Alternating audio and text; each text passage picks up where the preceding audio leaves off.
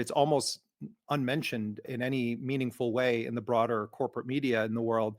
Edan Alexander is an American citizen from New Jersey who volunteered to sign up and enlist in the Israeli army. And when he was taken by Palestinian fighters on October 7th, 2023, he was taken in a military uniform from a military base that has been one of the major enforcement mechanisms for the attacks and the slow genocide against the Palestinians of Gaza. And that's why Hamas has said from the beginning that he was a prisoner of war. He's not a hostage. He's not a captive. He's a POW. And really, Hamas and Islamic Jihad viewed Edan Alexander as perhaps their most valuable asset to try to stop the genocide. So I just want to emphasize how big of a deal it was that the resistance agreed to release him. And in talking to officials from Hamas and Islamic Jihad, the calculus on their part was that they tried to read the room realistically, which is that Joe Biden was a total nightmare, that he was a committed Zionist, and that Biden was continuing to support the war because he supported the war against Palestinians. His 50-plus year career in American politics indicates that Joe Biden was a bloodthirsty supporter of the most vicious aspects of the Israeli project.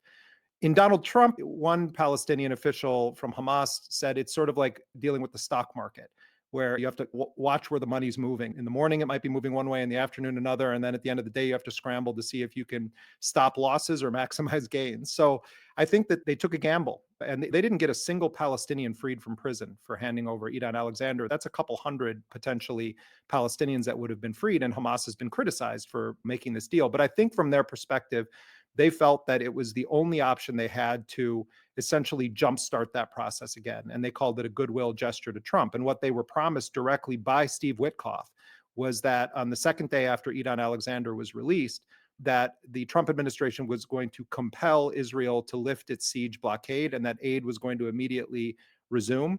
And they were less confident that this was going to happen, but they were told that before or when Trump visited the Gulf, that he was going to make a public call for an immediate ceasefire and for robust negotiations to begin on a long-term ceasefire.